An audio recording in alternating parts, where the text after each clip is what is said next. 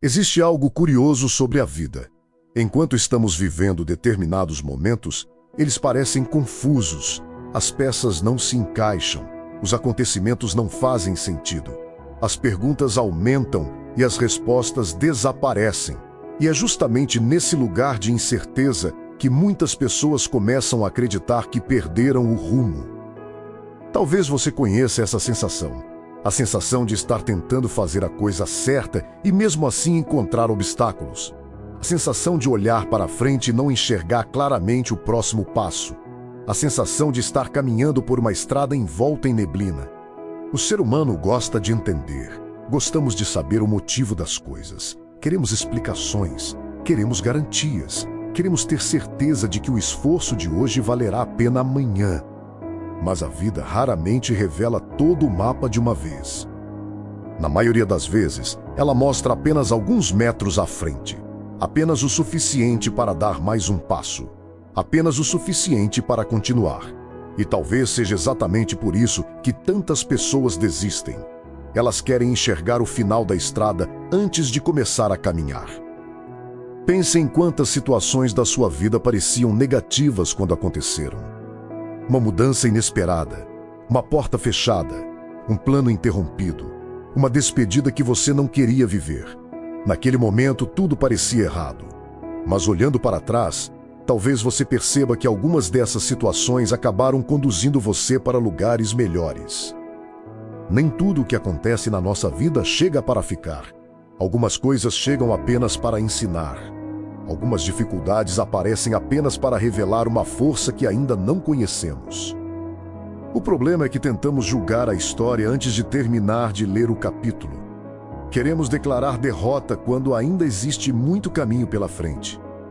Queremos concluir que nada dará certo quando a própria história ainda está sendo escrita.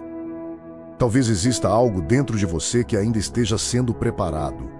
Talvez exista uma versão sua que ainda não nasceu completamente, mais forte, mais consciente, mais madura, mais pronta para carregar aquilo que hoje parece distante.